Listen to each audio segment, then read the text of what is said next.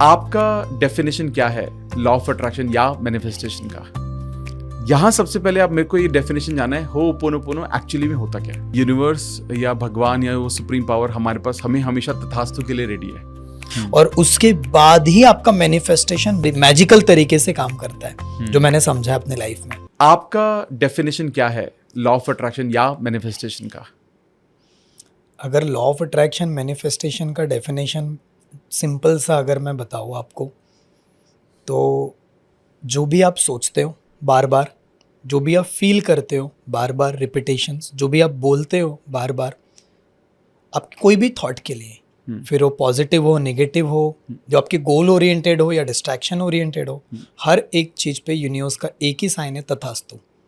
अब आपको वो तथास्तु किस पर करवाना है, अगर आप वो प्रॉपरली स्टेप बाय स्टेप जान जाते हो तो चीज़ें बहुत तेजी से मैनिफेस्ट होंगी। जब हम इस बारे में बात करते हैं कि यूनिवर्स या भगवान या वो सुप्रीम पावर हमारे पास हमें हमेशा तथास्तु के लिए रेडी है, ठीक है, तो लोग इससे अवेयर तो हैं।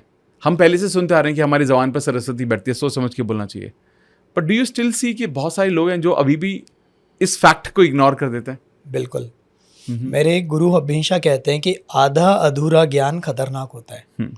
सो जनरली आज जमाना 1 मिनट रील का है।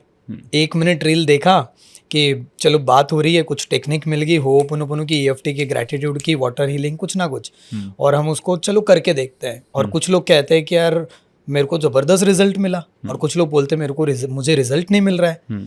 तो हम 1 मिनट के रील देख करके नहीं हम उसको जज कर सकते हैं। 1 मिनट में आप डॉक्टर नहीं बन सकते, 1 मिनट में कुछ बदलने नहीं वाला है, आपको गहराई में उतरना पड़ेगा। मैं भी वैसे ही था।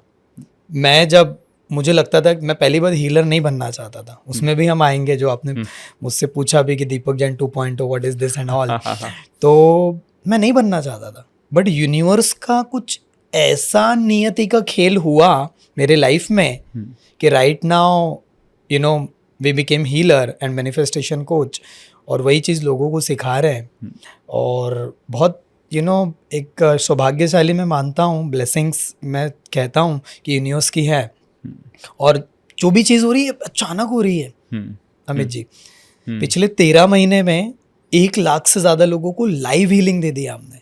जस्ट एक थॉट आया था माइंड में, और पूरी तरह से गेम चेंज। तो आधा अधूरा ज्ञान नहीं लेना है हमें डीप में उतरना है। अगर हम होपोनोपोनो की बात कर रहे हैं तो सिर्फ वो 4 सेंटेंस नहीं है सर, बहुत डीप है, बहुत गहराई है उसमें। EFT में सिर्फ टैपिंग पॉइंट्स नहीं है, बहुत गहराई है। ग्रैटिट्यूड सिर्फ शब्द थैंक यू नहीं है, बहुत गहराई है। तो जब आप गहराई में उतरते हो, जब उसके बारे में किताबें पढ़ते हो, जब आप ऐसे पॉडकास्ट और डिटेल में जानते हो, कोई प्रोग्राम में जाते हो, और सबसे इम्पोर्टेंट, नॉलेज तो एक पार्ट हो गया। मैं हमेशा कहता हूँ कि ज्ञान एक छुपा हुआ खजाना है, लेकिन अभ्यास उसकी कुंजी है। तो जब आप उसकी प्रैक्टिस करते हो, अपने ऊपर लाइफ में इम्प्लीमेंट करते हो, तब समझ में आ जाता है कि कितना बड़ा ट्रेजर है ये, कितना बड़ा डेप्थ में है ये।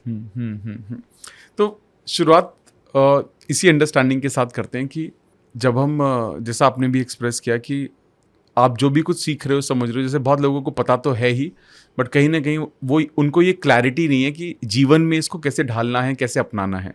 तो आज शायद कोशिश करेंगे कि जितना डिटेल में उनको समझा सकें, ताकि वो अपने जीवन में इसको इम्प्लीमेंट कर सके। तो जो आपका कोर एरिया है, वैसे तो आप बहुत सारी चीज़ों के बारे में बात करते हो, बट कंसीडरिंग होपोनोपोनो, बेसिक्स से लेकर एडवांस तक चलते हैं। यहाँ सबसे पहले आप मेरे को ये डेफिनेशन जानना है, होपोनोपोनो एक्चुअली में होता क्या है? बिल्कुल। एक और चीज़ मैं बताना चाहता हूँ कि आज के पॉडकास्ट में बहुत डीप जाएंगे हम, और practical techniques, tricks and techniques हम देंगे जो 1 लाख से ज़्यादा लोगों को लाइव करवाई है हमने। So, उसमें हम जाएंगे। मैं ये तो नहीं कहूँगा कि आई एम एक्सपर्ट, अभी भी लर्न कर रहा हूँ। डॉक्टर जॉय विटाले 20-25 साल से प्रैक्टिस करे, वो कह रहे मैं अभी भी सीख रहा हूँ। तो पिछले 2 साल से मैं खुद अपने लाइफ में होपोनोपोनो को जान रहा हूँ, और अभी लग रहा है कि कितना गहराई है जो मैंने आपको बात किया। सो होपोनोपोनो एक हवाइन प्रेयर है। इसका सिंपल सा मतलब होता है होपोनोपोनो का चीज़ों को ठीक करना, साफ सफाई करना। मैं यहाँ 3 शब्द यूज करना चाहूँगा, clearing, cleaning and erasing. Okay, जैसे हम Diwali, so these are the 3 words. So जब भी हम दिवाली आती है हमारे घर पे, तो हम साफ सफाई करते हैं। सो वो घर को ज़्यादा साफ सफाई करना पड़ता है जो जिन्होंने अपने घर में कभी साफ सफाई की ही नहीं। रेगुलर नहीं करते हैं, कभी कभार ही करते हो, तो वहाँ पर बहुत सारे इंसेक्ट्स होगा, कुछ ना कुछ कोई मकड़ी का जाला लगा होगा, कुछ ना कुछ निगेटिविटी ज़्यादा होगी, तो उसे ज़्यादा समय लगेगा। और कोई घर है जो रेगुलर साफ सफाई होती है, सब कुछ एकदम सिस्टमैटिक रहता है, ऑर्गेनाइज्ड वे में रहता है, तो वो दिवाली के समय पर बहुत ज़्यादा एफर्ट्स नहीं डालना पड़ता। करेक्ट। तो कई सारे लोग मुझे कहते हैं कि मेरा होओपोनोपोनो उतना काम नहीं कर रहा, तो मैं ये एग्जांपल देता हूँ कि जो दिवाली का घर है, शायद वर्षों वर्षों का, जन्मों जन्मों का क्लीनिंग की ज़रूरत है। सो होओपोनोपोनो मतलब सिंपल है, साफ सफाई करना, क्लीन करना, सो चीज़ों को ठीक करना। सो कई सारे लोग मुझे कहते हैं कि मेरा होओपोनोपोनो ज़बरदस्त काम कर रहा है, कुछ लोग कहते हैं कि मेरा तो उतना काम ही नहीं कर रहा।